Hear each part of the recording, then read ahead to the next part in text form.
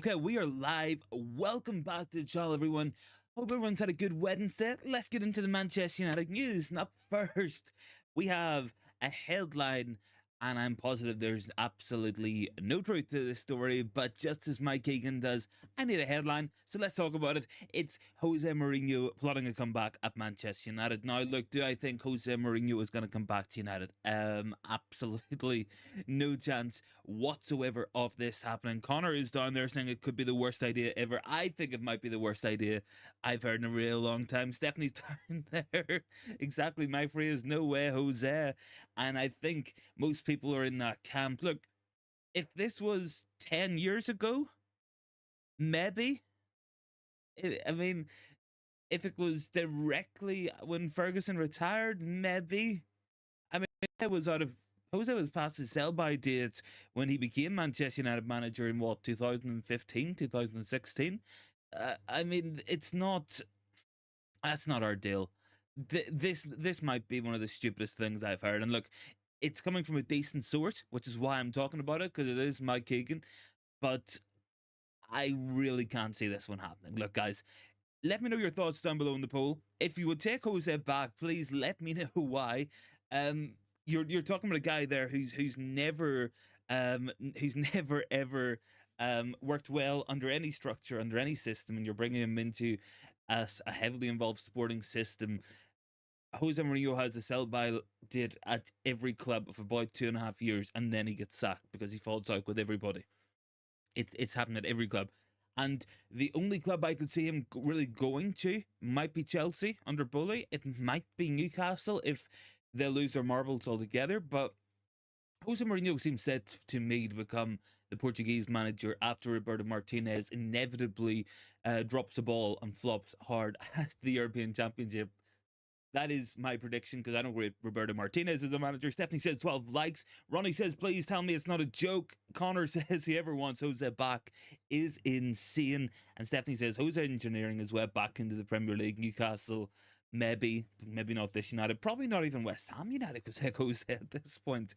But look, that's pretty much one of the big headline stories out there. Where there's plenty more stuff we want to go through on tonight's show. We're going to be looking at the big match tomorrow against Wolves. That's going to be an interesting one for sure. We also have the INEOS revolution continuing to take place as they push towards getting their director of football in. That should be done very, very soon. We do have some other interesting news. Michael Olise looking likely to be an INEOS target for the summer, £50 million buyout clause. That could be a hell of a deal for a hell of a player, obviously. Any more thoughts? Make sure to drop them in down below. Ronnie says, I would never have Jose back. And Stephanie says, no way to outlaw Jose. Jose Wheels, yeah, absolutely, Steph. Absolutely. I can't look. I will have to go out and buy a hat and eat it live on camera for everybody if Jose Mourinho becomes the manager at Manchester United. And I think even so some of those fan bases out there and some of those people in the fan base who might even have loved Jose at the time wouldn't take him back. I'll go through the Mike Keegan story here, but I really can't see anything being in this whatsoever. So Mike Keegan says Jose Mourinho is eyeing a spectacular return to Manchester United. Jose feels he has unfinished business at the club and is said to be seen on keen to be working with the new setup. Closest source to Jose said he's made it his mission to return to Manchester United should the opportunity arise. And that's pretty much the top and bottom of the story. I think even Mike Keegan knows this couldn't be real. Kofi's down there. If PSG need Rashford, sell him, or it will be too late. That's an interesting one. We will be finding out more about Marcus Rashford tonight as well, I'm sure. But some other stories I want to go on before we move on to the preview kind of section. We'll go through the news first, because there's a couple of interesting stories out there I do want to talk about. And one of them is Marcus Rashford, of course. But another one's going to be Facundo Pellistri. Now, Facundo Pellistri's agent has been speaking to the media.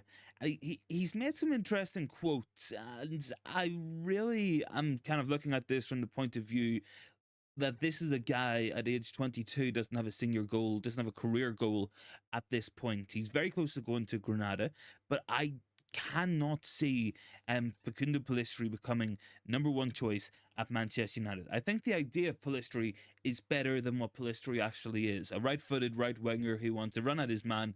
He doesn't want to cut it inside like Anthony does, and can offer up more in possession and work harder and just be a more likable player. His agent has said Ten Hag has not used him, valued him, or even treated him like a professional. He has a loan and the boy decided to go on. All of Manchester knew Ten Hag summoned him against the 4th division team, and then he did not use him again. I'm just looking at this from the point of view that we got a 22-year-old without a first team, without a career goal at this point for any club. I just don't think this is the right player for us, and I think we should be selling him on in the summer. And look, if there's going to be issues there, then all the better. That's just my personal opinion on Facundo Pellistri. Not a bad player. I've always doubted that he's up to the caliber needed to be a first teamer at Manchester United. I think there's much better young players coming through. I think there's much better players already in the team. I think I would happily give Amad Diallo every chance you would give into Pellistri, and I think Amad gives you a lot more because he's a much better player with a lot more potential. But that's my thoughts. If you guys really like Pellistri or whatever, let me know down below, of course. In terms of that poll, only actually 38% of people are saying they would take Jose back. I would love to know the thought process there on that one. I just can't see that deal happening, guys. I really can't. But moving on to Marcus Rashford, that looks to be a story that we're very keen to move away from. And I think reading between the lines, a lot of what has come out, reports about private conversations, about players' thoughts in the dressing room, it does give the impression that there's somebody within the dressing room or within the club looking against Marcus Rashford. Because look, as we know, players will go to the media, and agents will go to the media, their inner circle will go to the media, and they'll try to push positive stories out there, like what we just discussed with Facundo Pellistri. He's not happy, so his agent is speaking out in the media. I can't see Marcus Rashford purposely putting out negative stories about himself to make himself look bad. I can't see his inner circle doing that, which would lead me to believe, as we have done for a while, is that there are people within the club who do leak against their own players, who are trying to cover their own back and bury others, be it first team players, be it reserve players, be it people in the executive or people in the coaching staff, whatever. There does seem to be internal leaks at Manchester United, and this has been a long running thing. And it looks like Marcus Rashford is on the receiving end of a lot of it at the moment. Now, look, do I agree with Marcus Rashford going out clubbing? Absolutely not. He shouldn't be out clubbing and missing training, missing matches. That's not what a professional footballer should be all about. But I would also say, I think a lot of this has been overblown as well in terms of looking at his character and looking at him as a person. And these negative stories were coming out. Whenever you see articles coming out, is Marcus Rashford going to go the same way as George Best after being caught clubbing one night? You're kind of saying, what's going on here? This does seem to be an over-exaggeration in some regards. I still think he's a player you might want to move on, but I do think that there has been a collective pulling out of the knives in the media and across a lot of online content as well for Marcus Rashford. That's just my opinion. Kofi says now Amad Diallo is fully fit. He needs playing time. He does, absolutely. And I think when we look at it, he could have been one who went on loan this in this window in January. There's offers from Sunderland, from Middlesbrough were after him. There was interest from abroad as well. He could have been a player that left. Hopefully, now that he is fully fit and that he hasn't left, he hasn't been allowed to go in this window, he will get some minutes. We've seen a brief cameo, I think, against who was that? I'm pretty sure we lost the match anyway. It might have been Nottingham Forest. I think that might have been the match in question. But yeah, look, certainly it was an interesting one for sure. So I would want to see him involved more. Steph says Neil Ashton is feeding the press pals gossip. We'll say nothing, but there definitely is elements of that in the club as well. Steph, 100% there is. And there has been for a long time. I think Richard Arnold's one. I think when you had Sun reporters being outside of Ed Woodward's house for a quote-unquote attacking by a mob group of fans with flares, and some reporters just happened to be there with their cameras out to capture every minute of it and then get an interview from Woodward afterwards. I think then you're kind of talking, what's going on here?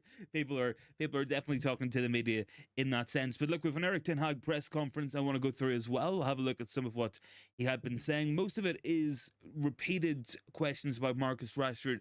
We'll touch on him maybe once throughout that, but Ten Hag basically is saying so he has taken responsibility and it's an internal matter, case closed. I'm happy with that. It is a case closed. Rengsi is saying if Jose returns, I will start watching football again. I don't know, man. I just can't see Jose coming back. I think maybe he wants it. Maybe he wants a big job, but I can't see Jose being the guy that we turn to. Ten Hag has spoke on the Wolves match. For Mason Mount, it is too soon, but Andre Onana will return. He has also said we have to focus on winning the matches, and that's well, and that's what matters. Every professional knows what's required. On team spirit, he says we're very confident. On our best days, we can't beat anyone. On our worst days, we will go to certain limits. That is not acceptable. We have to push ourselves and retain high levels. And on our worst days, to get our results in. So I think he's basically kind of saying that even when we play bad, we have to get results, which is something we knew already. When we play bad historically, we have absolutely flopped in the last couple of seasons, especially under Ten Hag. It's always been a case that going the goal down has been a death sentence at time for us. I've comments coming in there as well. I have Luman. If Mourinho comes back, I will super chat £100 in happiness. Man, you don't have to send me £100, but I also don't think you're going to have to send anybody £100 for Jose coming back. It's not happening, man. It couldn't happen. Bart says Jose is the last manager to win a big trophy for United. He was hard done in his second season, like every United manager since Fergie. Got Fred from Ukraine, Grant and Dallo all after pre-season. It wasn't good. His third season window was really bad. It was Fred, it was Lee Grant, it was Dallo. Like, it's no surprise we couldn't make that step, and it's no surprise he ended up getting sacked as well, Jose Mourinho. Bart says nothing will change if you don't sign players by acting decisively in the market and letting the manager wield the axe. What you do need is someone who can oversee the process and say no. I think that's very important, and I think that's what we are trying to move towards under this INEOS regime, under this new direction that we are taking collectively as a football club. And I think that's going to change a lot of things, and especially the recruitment in terms of players coming in and out. We shouldn't be in a position where we find ourselves having to rebuild every 2 to 3 years because we sack the manager because we can only plan one way. And the team's been assembled by 3 different managers, and then we find ourselves having to go into rebuilds after rebuilds after rebuilds. Ideally, if a manager or a head coach does not work out, we can sack them without having to make a massive change in terms of the overall squad. And if that's the right thing to do, we can do that. If some players need to go, we can do that. So I think that's what we need to work towards. I think that's what we're building towards naturally, and I think that is the model we're trying to follow, a more sustainable model anyway. Ten Hag has spoke already. Every game we have to see as a cup final. I think that's kind of embarrassing at this point of the season. Really, we have to win every match, yes, but our season's been so bad that we basically have to win every match to make anything salvageable in the first place. Connor says, I think you can call the Carabao Cup a big trophy. I mean, it's okay. It's not the biggest trophy, but a trophy is a trophy after all. 22 votes in that poll as well on Jose Mourinho. 45% of people would take him back. 41 say no, and 14 say that might be the worst idea I've ever heard. Renzi is saying as well, Ten Hag is not a big coach. He is at the same level as Solskjaer, David Moyes, and Brendan Rodgers. Stephanie says Jose would be the right choice after Fergie. Maybe so. I think that could have been a very good argument. But we went with David Moyes. We took Fergie's advice, and I think that was a mistake. I think we had to have a clearer direction as a club. I think we were always going to struggle when Gill and Ferguson went at the one time. That was kind of like our CEO, director of football, sporting director, technical director, head of recruitment, head of the academy, head of the business side of things, all walking out at the one time. And it was those 2 men who really, whenever they left, things went to shit. What else have I got on this Ten Hag comment? We have to get the best out of it. The team has a lot of experience. I'm quite positive now we have players back. We needed some match rhythm, but the lineup in this game will be quite good. They've had a friendly game, an FA Cup game, and now you go into your Premier League game. I guess we're building up some kind of fitness as well. But I guess we'll move on and look at Wolves tomorrow. I'll go through the comments really quickly. I can see more coming in. I think Bart has maybe kindly left a couple of comments in there. Unpopular opinion, England would have won the Euros if Jose was managing against Italy. The same goes for the game versus France. Look at how Deschamps sets up, and Jose is a better manager than him. Ten Hag is a very good manager. Sorry, very good coach, not the best manager. There's a big difference between the two. Absolutely. There is a big difference between a coach and a manager. And I think Ten Hag, he does look like a man spread too thin. I think he's had to deal with too much stuff across the board. Man Utd has left a comment as well. Thank you very much. But I think he's kind of been pulled left, right, and centre quite a bit across his tenure as Manchester United, dealing with stuff that he really shouldn't have had to deal with. Players going, the Ronaldo saga, the Harry Maguire saga, De Gea, the couple of Rashford sagas, the Greenwood saga rolling on, obviously Sancho as well. So a lot of those responsibilities you wouldn't want to fall to your head coach. You want your coach to be able to give input on what kind of players we fit the system and to coach the team. That should be his job, really. And I think when we move towards that, I think the club's too big at the minute to have a managerial figure in the mold of Fergie. I don't think you can go back to that kind of model, but I think we need to split things, compartmentalize things, and that's what we need to do. We need to be working towards a head coach, a director of football for the project, a head of recruitment to look at players coming in. You have to look at your CEO as being the man in charge of that. You have to look at your board of directors being the one ahead of the CEO as well. So lots and lots and lots of things we need to change. Steph is saying 15 likes. Man Utd says when Mourinho says he's unfinished business, it's all about winning trophies. Jarl says, I wonder who will be picked as new director of football. Ashworth and Mitchell look to be out of the dance. Yeah, it looks like Paul Mitchell's out of the dance in that regard. Absolutely. I haven't seen too much regarding Dan Ashworth. I think it's always a hard deal to do, but I think Mitchell, if he does come in, would be more in line of head of recruitment. I don't think he was ever the favorite to be the director of the project. I don't think that was ever going to be what he was doing. And I think looking at his previous roles, he's always excelled in that kind of recruitment stuff, more so than maybe as a director as well. Some other stuff I do want to go through as well. It could be, according to Muppeteers, they're feeling it could be more of a surprise, but they don't know at this stage. INEOS, of course, are people talking to Barada, and since that appointment, it could change. The best thing they can do now is follow the advice of the footballing people they have already appointed and will continue to appoint. But I do think there is some interesting stories coming out. Just before we move on to the Wolves match, sorry, just when I'm talking about what's coming out from some of the online sources, I think when we're looking at Mikel Olise potentially being on our radar, £50 million buyout clause, and he would prefer to join us as compared to Chelsea, who seem to be the other front runners. That could be a hell of a player if we bring in. I think he needs to be managed right, and I think we need to get his injuries sorted out as well. But that's what I would look to be working on as well.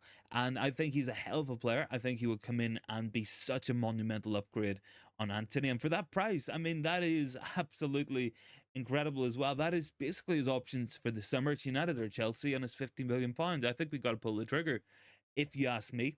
I have more comments to go through. Let me see what I've got. Bart is saying hoopball will suit United as Casemiro, Maguire, Hoyland, Rashford, and Dallo would all cook. Unfortunately, that's not what Ten Hag excels at. Unpopular opinion, but Ten Hag should have been nominated for Manager of the Year at the end of last season as he exceeded all expectations. I think he did, but I think now it's kind of gone back to form. He's kind of come down as all United managers have. No matter how good things have been going at times, everybody always ends up crashing down, and it happens to everyone. It happened under Ole, under Van Gaal, under Mourinho, under Moyes. It's happened to every manager, really. Jarl is saying, I'm surprised at how many people forget that we hated Mourinho ball at the club. Park the bus, boring and slow football. It didn't work in Roma, did not work at Spurs, it did not work at Man United. It's a no from Jarl. I would agree with that as well, Jarl, absolutely. I would not be having Jose Mourinho back. That would be my preference. I think we got to move on. I think the times have moved on. There's a place for Jose Mourinho. It's at a cup team. It's at a team like a Roma, or it's going to be an international management where it's knockout cup competitions, and that's what matters. And I think he will probably still do a very good job for Portugal. He hasn't took that job yet. I feel like the European Championships might be a bust for Roberto Martinez because I don't rate him as a manager, and I think that's where Jose could step in.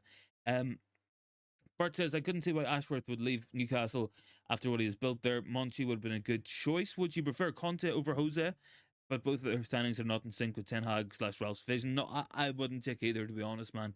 I really wouldn't. And same would go for Max Allegri. I wouldn't take any of those managers. I think they've all seen their day. I think their day is past, and I think we got to move on. That could be my opinion. Dark Rose says, I will start calling Mourinho my papa if he comes back to my club. I want to win trophies, and he is a serial winner. I think he can get a serial winner. I think he can get managers who are gonna win things without having to go back to Jose and taking some of the worst football we've seen at this football club in a long time as well. Big ups for those likes as well. Thanks very much for that one, guys. Much appreciated. But I think we'll move on to this Wolves match because it's going to be an interesting one tomorrow night, and of course there will be a watch along. Don't worry, I got you guys covered. So we will be doing a watch along for it. But Wolves really, it's where we started the season off. We began with Wolves way back in September, August time, and that was the very first match of the season.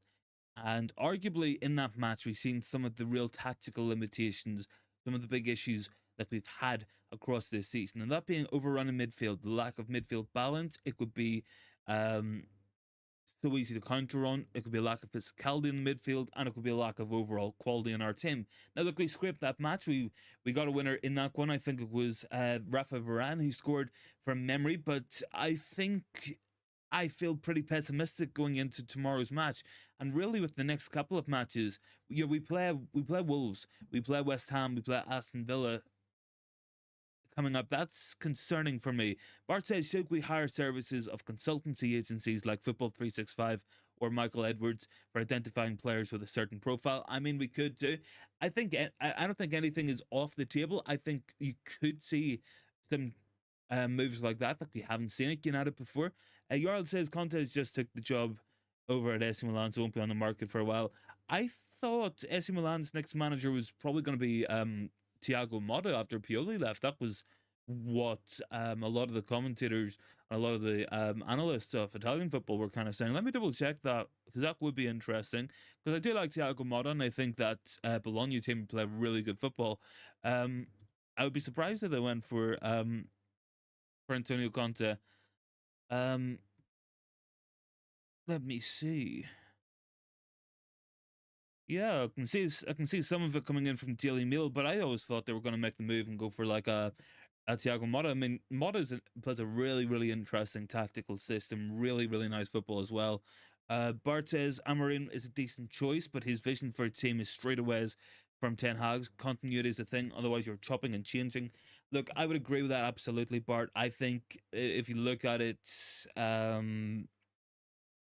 I think there's good managers out there who can step in and play a similar type of system. I know Amorim's one where you're like, yeah, it's quite different. I think I don't know. Like I've been watching a lot of Girona this season. I think I think Miguel Sanchez is doing a really, really good job over there. Obviously, look, they're part of the City group, but I don't think it's impossible for Omar Barada to get someone out of the City group. Obviously, we got him out of there in the first place, so that could be an option. And they do play similar football as to what Ten Hag's Ajax team played. Whether or not he could come there and implement that vision at United, I don't know. But anything is possible. Anything is possible. There are managers out there who will play in that style of football. Absolutely, there is. Jarl says, "Oh, I'm playing WoW and listening, so I don't say everything in the chat. Good day." Oh, you're playing World of Warcraft. Fair enough, man. But yeah, look, moving back onto Wolves. Sorry, I'll get back to the comments in a bit. But I think tomorrow's gonna be an interesting one. Absolutely, and I think what happens in that match tomorrow might determine a lot of the rest of the season. I still think that Wolves are going to give us a lot of trouble tomorrow, and Gary O'Neill has done a pretty solid job there across the season. And I think Cunha's in good form. I like their midfield. They've got runners in there. They've got legs in there. They've got physicality. It's it's a pretty solid Wolves team. It's pretty hard to beat. Look, in their last matches, obviously beat West Brom, they drew with Brighton, they've beat Brentford 3-2 in the FA Cup third round replay, 3-0 win at Everton, 4-1 win at Brentford, 2-1 win at Chelsea. You know, that's going back to before Christmas, and they've been in very, very, very good form, Wolves, and a lot of issues that I think we're going to come up against that team tomorrow. Semedo obviously playing well. Their fullbacks very energetic, and we've had very questionable defending in the wide areas all season. And really, in terms of backtracking from Rashford or Garnacho, even Anthony on the other side as well, very suspect at times. So I think we got to be working, and we got to be careful in terms of what we're doing there. I would expect to see Mario Lemina in midfield. I thought he had a really good match. Looking back to Old Trafford, I think that was um, a match where he dominated physically. I think you look at Cunha as another one who's going to drop deep as well at times and get on the ball, cause us problems. Then, obviously, I'm not too sure what's happening with Huang. I think he might be injured. But they've got some very solid players in there. Kilman's a good centre back. Jose Sal is a decent goalkeeper. And they tend to cause big teams trouble. And they do tend to play a little bit pragmatic if needs be. Wolves have always had that in their locker, but they're 11th in the league for good reason. And with a win against us tomorrow, they could actually go ahead of us. So look, if we don't beat Wolves, if Wolves beat us, we could end up tomorrow night in 11th place. What a lovely, lovely, lovely, lovely, lovely, lovely thought that is. I'm sure you guys would love to be bottom half. I don't know. It's not looking good for us, guys. And look, the next couple of matches really difficult for United. Obviously, it's Wolves, it's West Ham, it's Aston Villa, Luton Town. Absolutely no pushovers. Beat Brighton 4-0 last night.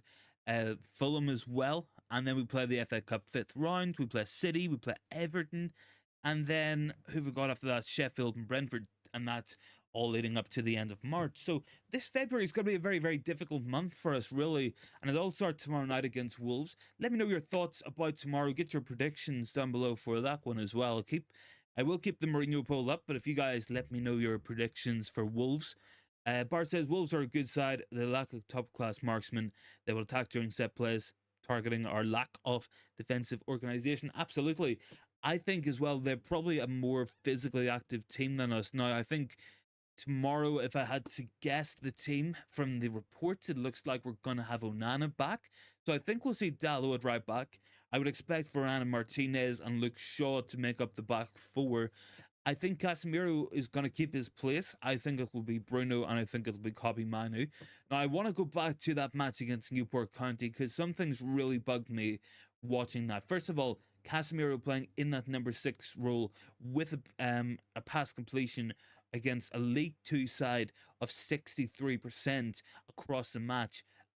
I think it might have been 50% or lower in the first half. It was not a good showing by Casemiro. He's going to have to be a lot better in tomorrow's match. Another one I would look at in terms of midfield structure is playing Kobbie Manu ahead of Bruno Fernandes. We've got a team that doesn't score enough goals. We've got a team that doesn't have enough chances created. We've got a striker up front who has scored 8 goals all season and 5 have been without an assist from a Man United player.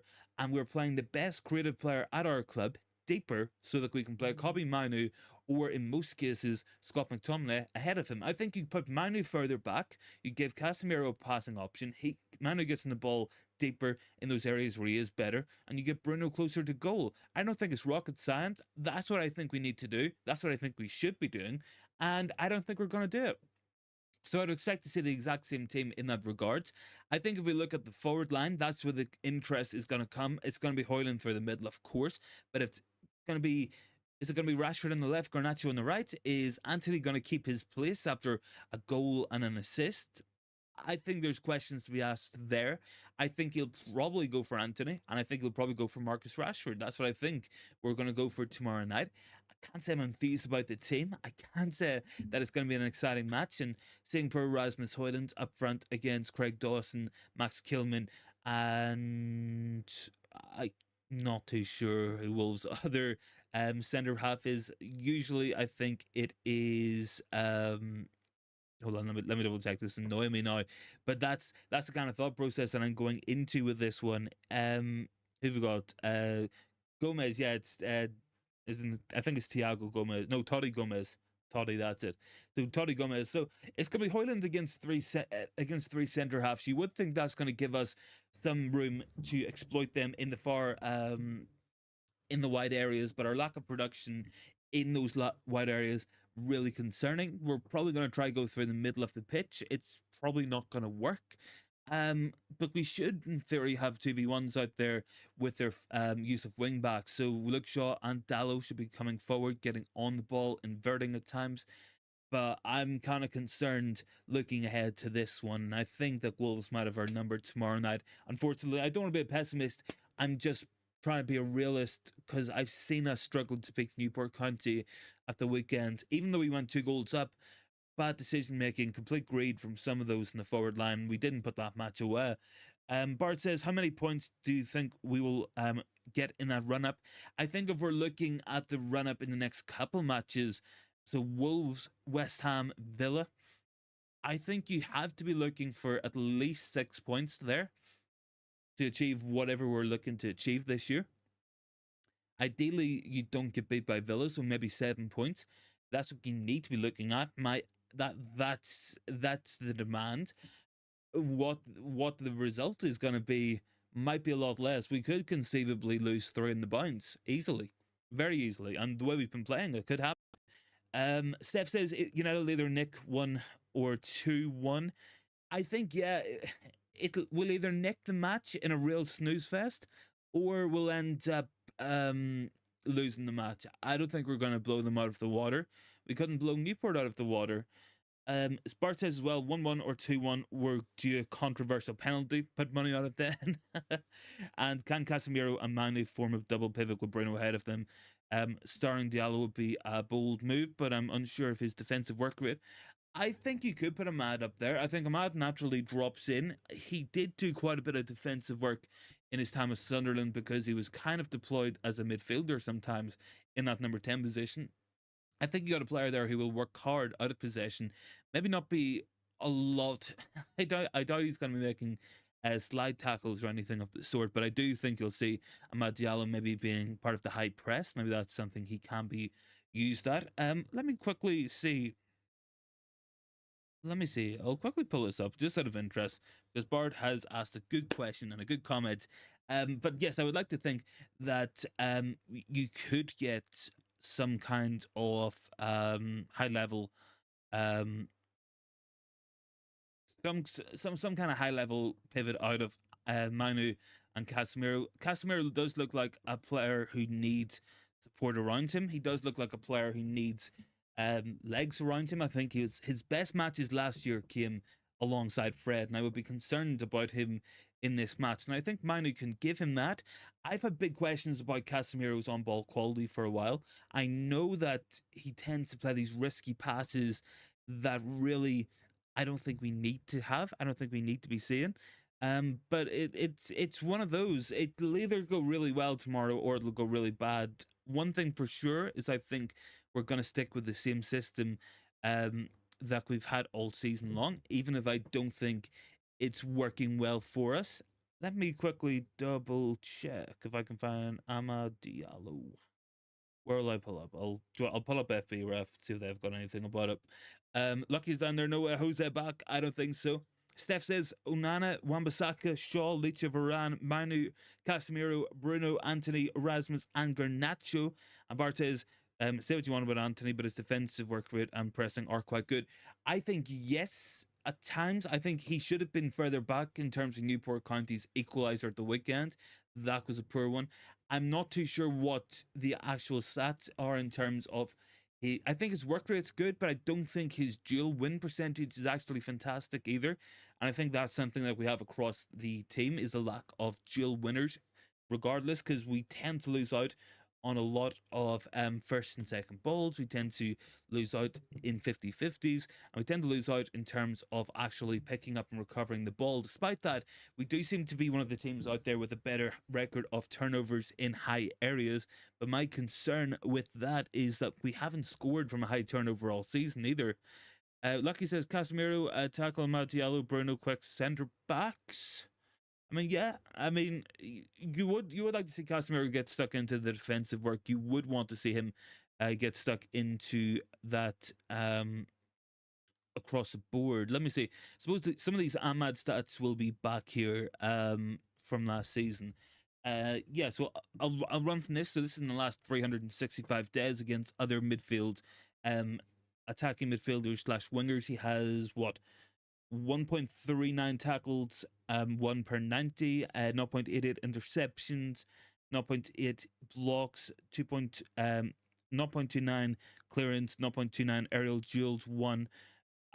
His work's not too bad. I would be eager to see if they have anything in terms of Amad Diallo's distance covered and in terms of backtracking, because I think it's important. Our fullbacks really struggle at times to defend regardless, and we also find ourselves in a position where we never stop a cross going into the box in the first place. So that could be a nice one to stop if we can. Let me just see. This is just for Bart. For Bart's peace of mind here. I got tackles 1, 0.9 per 90. It's not too bad. I suppose I was comparing alongside other attacking midfielders. If I'm positive I filtered through this and got it just for wide players, it'd probably be a little bit higher. But 0.9 tackles 1 per 90. In the defensive third, 0.5. Most of his tackles were coming in that Sunderland team and around the middle third of the pitch. So I think, yeah, look, he'll probably put the effort in. He put a shift in. I think his out of possession stuff will work at times. I got Lucky Singh down there as well. Quick balls to centre back is what we need. Steph says 20 likes. Is there more comments coming in there? I think that might be us in terms of comments.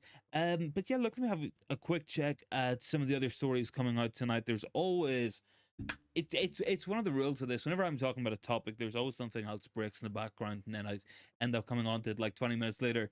So I'll have a look and see what we're saying. Let me know your thoughts on Elisa as well, guys, because that looks to be a genuine target for the summer.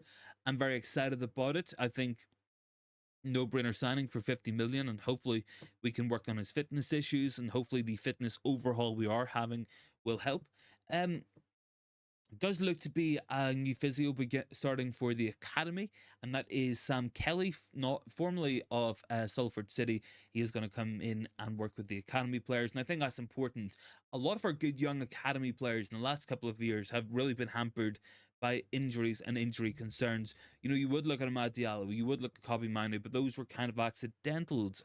I think if you look at players like Axel Tuanzebe, Timothy Fosu Mensah, you're looking at Roshan Williams, player Ted Mengi as well. Your players like that have struggled with fitness in the academy, which is not a good sign of their progression or what's to come in first team football, which is a concern. It is a concern. You want to move away from that because Axel Tuanzebe, without injuries, could have been a starting centre back for United.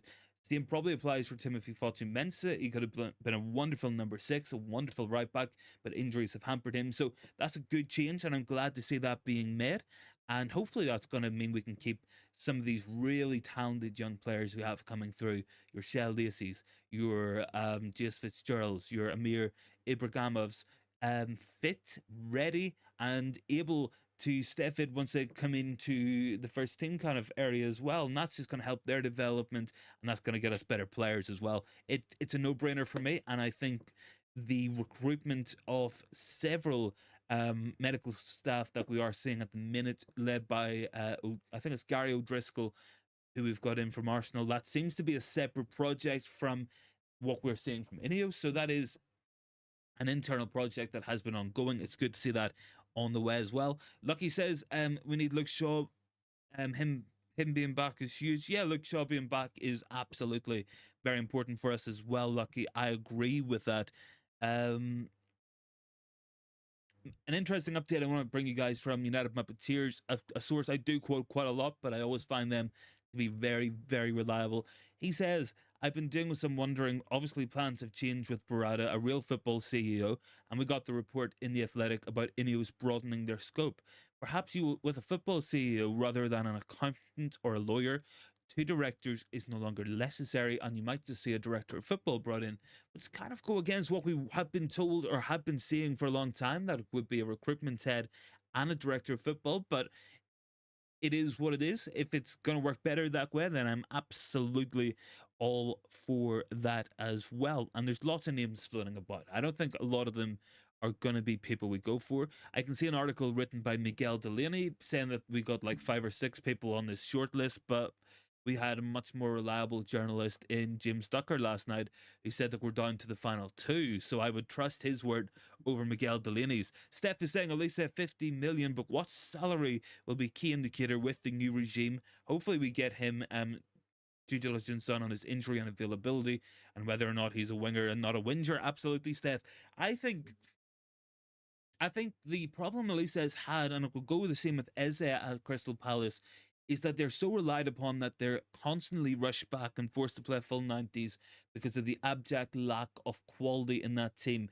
And I know that Elisa has had a couple of similar soft muscle tissue injuries, hamstrings, etc.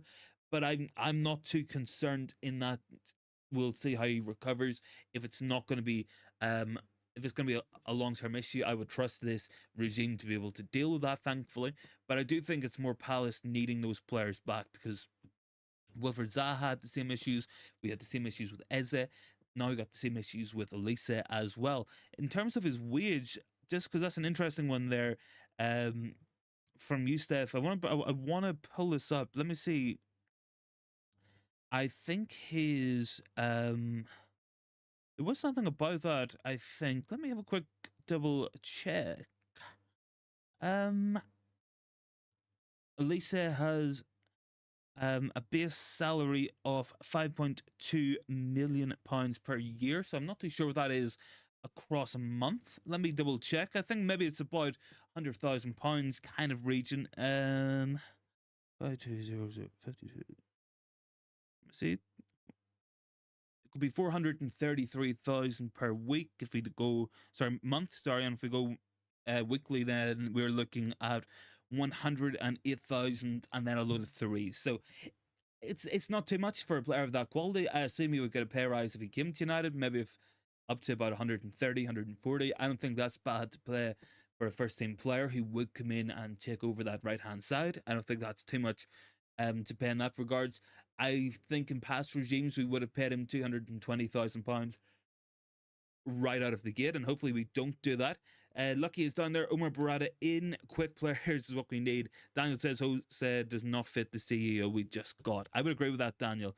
I think this is a Jose putting himself out there for teams who might be thinking about a managerial change.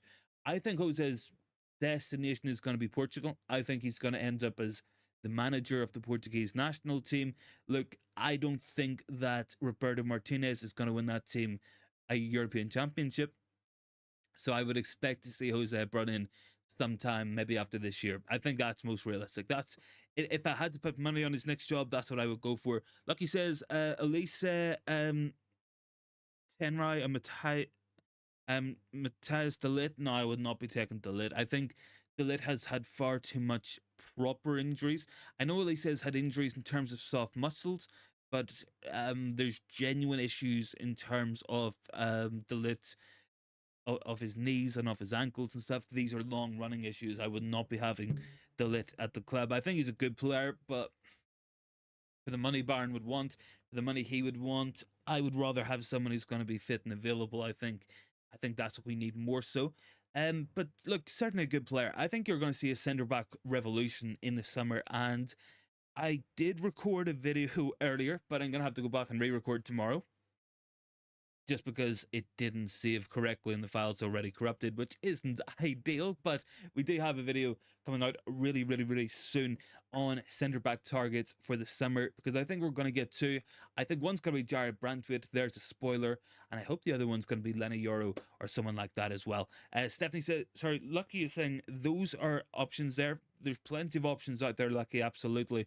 I think Elisa is one who really excites me, and the quality we're seeing from him week in, week out in the Premier League is absolutely fantastic. I think you could be in an interesting situation where maybe you're going to see some movement from Barcelona again on player sales. They seem to be absolutely skint this time. They've already sold off pretty much everything at their club and they're skint again. And if they miss out in Champions League, it might be over for them as an institution. So we could see maybe people going in for Frankie de Jong type players again. I don't know if I want to go back there. I don't know if I want to touch that kind of deal with a barge pull, but it is what it is. If it happens, it happens. And we'll have to be alert to that. I think I have a comment from Bourne. Even the time Jose was sacked, we managed to qualify for the last 16, while the Dutch David Moyes and Bob players we didn't really need, and battling for a Conference League spot. I think that's been kind to us this season, Bourne. I think we're battling for a top half of the finish in the league table. that's how bad it's been this year. But real talk, look, it has not been good. It has not been a fun ride for us across this season, and I'm hoping that we're going to have a better end to it. I don't know how the next couple of matches are going to go. I would be slightly concerned looking ahead to them, but that's just my thoughts, guys. And look, any more, make sure to drop them into the comments. Drop a like on the video if you haven't already, and make sure to hit that sub button as well. Hit the bell button as well, guys, just so you guys never miss another video and another live stream as well. That could be really appreciated. What are we on? 45 minutes. Will we have a quick look at some of the other news stories for today? Yeah, we'll have a quick look. Let's see, where's that there? Shall we have a look? Let's see. There's usually this live blog, I think Manchester Evening News did. I'll maybe take a scroll through that and we'll see what's happening. I haven't really got anything down there. Hold up. There we go. We'll have a quick run through this and have a look at some of the other stories out there that we haven't brought to your attention so far, and we'll have a quick look at some of the likelihoods of these happening. Let's go through this. An update on the sporting director search. The search to appoint a new sporting director continues. Top targets Dan Ashworth and highly rated Paul Mitchell and Michael Edwards. However, the Independent claims that both are seen as unlikely. Miguel Delaney claims that more consideration has been given to foreign influence, such as Bayern Munich's Christopher Freund and outgoing Roma Thiago Pinto. We have Facundo Pellistri's agent speaking on Uruguayan radio. He says whether he returns to United in the middle of the year will depend on the performance at Granada. If Ten Hag continues, it will be difficult, as Ten Hag hasn't used him, valued him, treated him like a professional or as a human being. Very extreme claims. Facundo Pellistri's just not that good. I'm sorry, but he's just not. He's 22, almost 23, and hasn't scored a career goal. Rafa Varane's agent has allegedly approached Real Madrid. I can't see that one being true at all.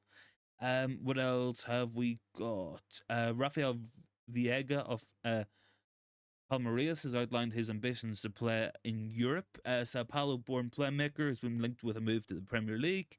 I can't see that one happening again, guys. Bourne says, I've seen Bourne's comment there as well. Jose obviously eyeing the return. I think he can eye it all he wants, but I don't think he's going to get it. What I will say is this: I think it's a good indication of how industry insiders and those heavily involved in the footballing world are perceiving the changes made by the INEOS regime. And I think that's a positive, because clearly it's being highly rated.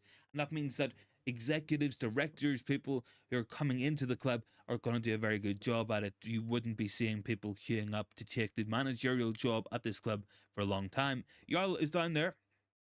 What's very strange is Facundo Pellistri is a very good and cooking for his national team.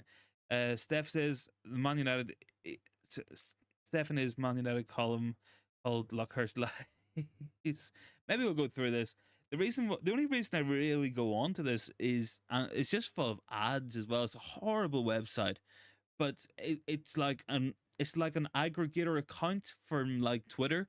You know, there's like United Report and like United Agenda, United View, and all these other different ones. Sometimes when people aren't on Twitter, or whoever runs those accounts aren't adding stories for a couple of hours, this one seems to be like an automatic thing. So I'll go through it. Thankfully, none of these are from Luckhurst. They tend to put them forward as some kind of exclusives. Are we going to sign Hugo Ekitike from PSG? No, we're not. And that is from Luckhurst, and that probably is a lie as well. Let's see, we're pushing to sign Brantwaite ahead of the deadline. So the club who can't afford to sign anybody on loan are suddenly going to find 50 or 60 million to pay Everton for Jared Brantwaite on deadline day. You heard it on Manchester Evening News first. That's not happening, guys. Steph says, hit a like and subscribe. Yes, if you guys could, that would be appreciated. No obligation, but it does help the channel out a lot. I think I got 20 likes on tonight's stream, and that's pretty much what we're looking at here.